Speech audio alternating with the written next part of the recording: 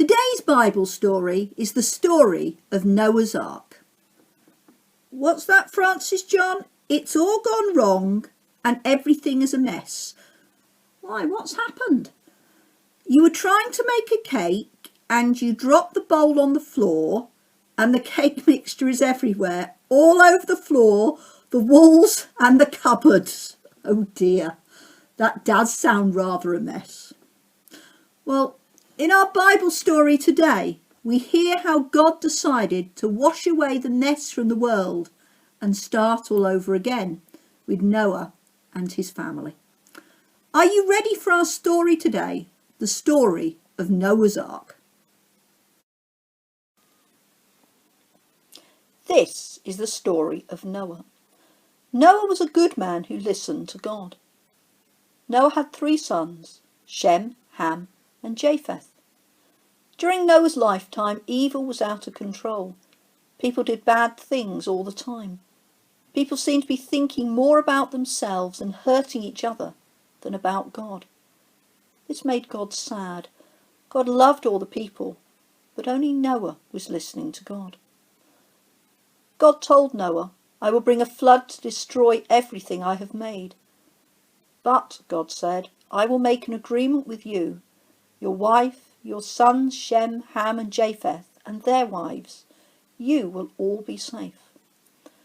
God told Noah to build an ark, a huge boat out of wood. God told Noah to make it 135 metres long, 23 metres wide and 14 metres high. God told Noah to put a roof on it and to make sure it had 3 decks and a door in the side. Now God said, "You must bring into the ark 2 of every kind of animal, male and female." The animals went into the ark in pairs, just as God had said.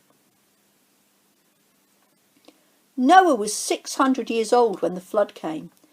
He and his wife and his sons and their wives went into the ark, and God shut the door behind them. Then it started raining. It rained for 40 days and 40 nights. As the waters rose, it lifted the ark off the ground. The water continued to rise and the ark floated on the water.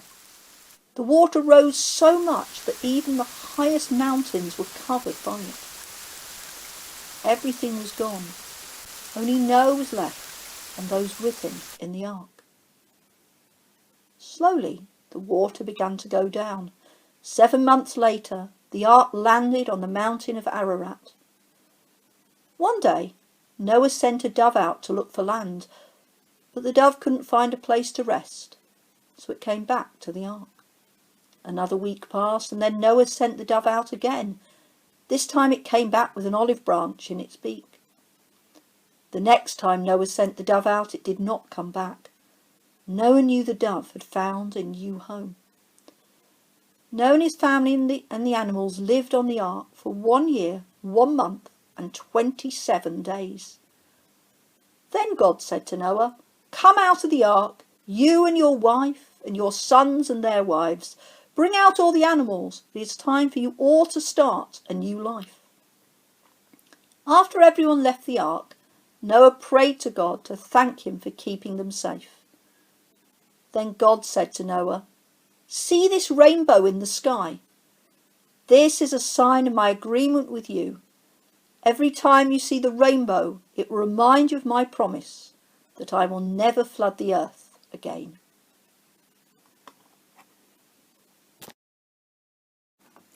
In our story today, we heard of how things had got so bad in the world that God decided to wash everything clean and start all over again, and how the rainbow was a sign of that new start, the one that Noah and his family were making, and God's promise to them.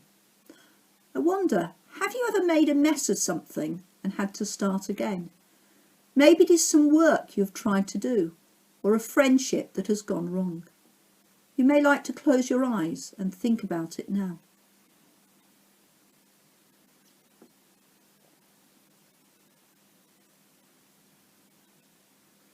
I'm going to say a prayer, and if you want to make it your prayer too, please say Amen at the end after me.